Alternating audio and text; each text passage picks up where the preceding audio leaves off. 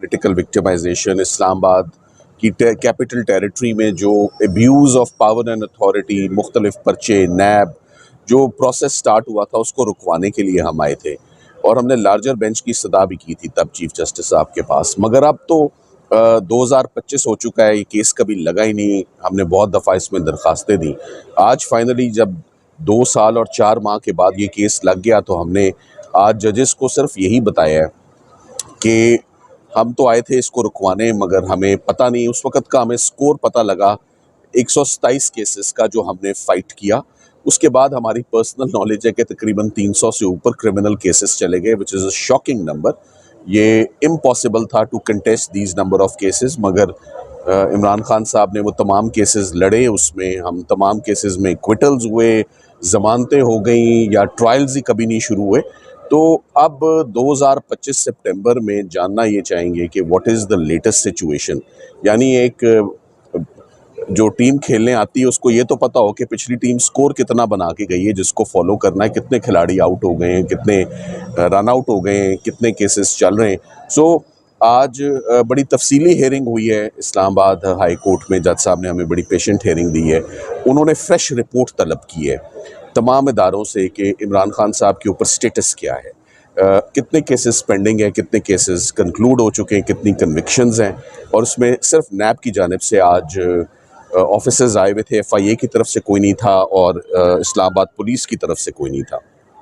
सो अब ये केस, इसमें 10-15 दिन की उनको अपॉर्चुनिटी मिलेगी, उसके अंदर वो अपनी रिपोर्ट्स सबमिट करेंगे। साथ ही साथ में हमने ये भी आज इस्तदा अदालत के आगे रखी है कि इसमें लार्जर बेंच कॉन्स्टिट्यूट किया जाए। ये बड़ा सीरियस मामला है, तो सीरियस मामलात में कॉन्स्टिट्यूशनल इशू है, लॉ डेवलप नहीं हुआ है इस रीजन में, तो इसमें जो massive abuse of criminal machinery, abuse of power and authority bye all these law enforcing agencies हैं जो पॉलिटिकल स्कोरिंग के लिए ये अपने फोरम प्रोवाइड करते हैं, this has to an end. तो मेरा ख्याल है कि इंशाल्लाह ये आज एक पॉजिटिव डेवलपमेंट है। आज कुछ ही देर के बाद आपको मालूम है अलकादर में भी इमरान खान साहब की पिटिशन अर्ली हेयरिंग की, उनकी और उनकी अहलिया की, क्योंकि गर्मियों की छुट्टियाँ भी ख़त्म हो चुकी हैं। तो अब हम उम्मीद करते हैं कि आज हमें उसमें कोई एक्चुअल डेट मिलेगी। Thank you very much. अच्छा, अर्ली हेयरिंग का तो राइट है और वो इंशाल्लाह ज़रूर मिलेगी, और मैं समझता हूँ मंडे ट्यूसडे मिलेगी। कमिंग वीक में इमरान खान साहब का अलकादर का केस फिक्स होगा। और उसके बाद जब फिक्स हो जाएगा उसमें कितनी उम्मीद है? अगर इमरान खान साहब का और बुशरा इमरान का अलकादर का केस फिक्स हो जाता है तो इसके बाद उनके खिलाफ कोई ऐसा क्रिमिनल केस नहीं है जिसमें वो अंदर गिरफ्तार हैं।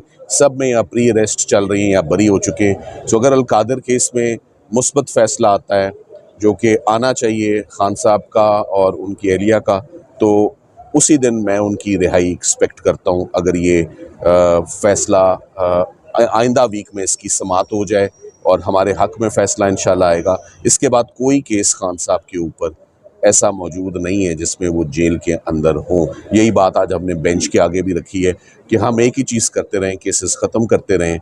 मगर ये इशू अभी भी अलाइव इसलिए है क्योंकि केसेस तो अभी भी बन रहे हैं, चलान्स तो अभी भी आ रहे हैं, ट्रायल्स स्टार्ट करने के तो अभी भी वो ख्वाहिशमंद है। तो आके प्लीज़ वो बता जाएं इस्लामाबाद हाई कोर्ट के स्टेटस क्या है। तोशा खाना 2 केस भी चल रहे हैं। तोशा खाना 2 केस भी बड़ी तेज़ी पकड़ ली है इनफैक्ट उसने। ये भी आज आपको मैं बताता चलूँ कि तोशा खाना केस में चूँकि अलकादर की जो हेयरिंग है वो मैच्योर हो गई है, सो तोशा खाना 2 ने एक्स्ट्रा ऑर्डिनरी पेस और स्पीड पकड़ ली है। थैंक यू, और कुछ नहीं आज के लिए। बहुत बहुत शुक्रिया।